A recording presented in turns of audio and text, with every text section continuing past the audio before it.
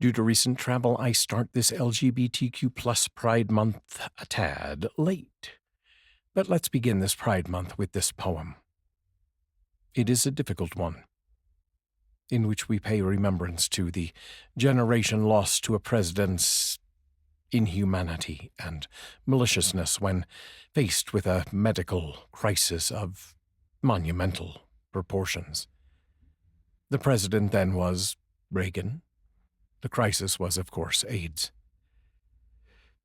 And we seem to have learned not much when years later another president, even more vile than Reagan, let not only the gays, but thousands of our fellow citizens needlessly perish. Today, with love and compassion, to those we lost and the families and friends and often only the medical professionals who loved and cared for them, we have. The Distant Moon by Rafael Campo. Admitted to the hospital again. The second bout of pneumocystis back in January almost killed him. Then he'd sworn to us he'd die at home. He'd baked us cookies, which the student wouldn't eat, before he left. The kitchen on 5A is small, but serviceable and neat. He told me stories. Richard Gere was gay and sleeping with a friend of his. And AIDS was an elaborate conspiracy effected by the government. He stayed 4 months. He lost his sight to CMV. One day I drew his blood, and while I did, he laughed and said I was his girlfriend now. His blood brother. Vampire slut, he cried. You'll make me live forever. Wrinkled brows were all I managed in reply. I know I'm drowning in his blood, his purple blood. I filled my 7 tubes. The warmth was slow to leave them pressed inside my palm. I'm sad because he doesn't see my face, because I can't identify with him. I hate the fact that he's my age, and that across my skin he's there, my blood brother, my mate.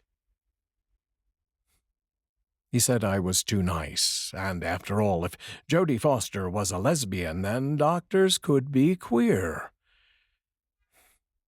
Residual guilt tingled down my spine. Okay, I'm done, I said as I withdrew the needle from his back and pressed. The CSF was clear. I never answered him. That spot was framed in sterile paper drapes. He was so near death. Telling him seemed pointless. Then he died. Unrecognizable to anyone but me, he left my needles deep inside his joking heart. An autopsy was done. I'd read to him at night. His horoscope, the New York Times, the Advocate, some lines by Richard Howard gave us hope. A quiet hospital is infinite. The polished ice-white floors, the darkened halls that lead to almost anywhere, to death or ghostly lighted Coke machines. I called to him one night, at home, asleep. His breath, I dreamed, had filled my lungs. His lips, my lips had touched. I felt it as though I'd touched a shrine. Not disrespectfully, but in some lapse of concentration. In a mirror shines the distant moon.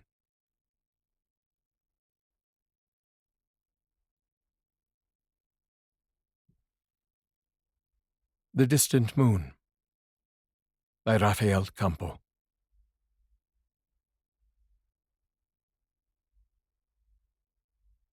Give this world some love. Be kind to each other. It's what we got. Please use the links to assist the ongoing humanitarian efforts in Ukraine or the Middle East or your local LGBTQ plus Pride Center. Love. It's what's gonna save us. It's what's gonna save us. All right, give me a like, a share, a subscribe if you wish, and I will see you very soon.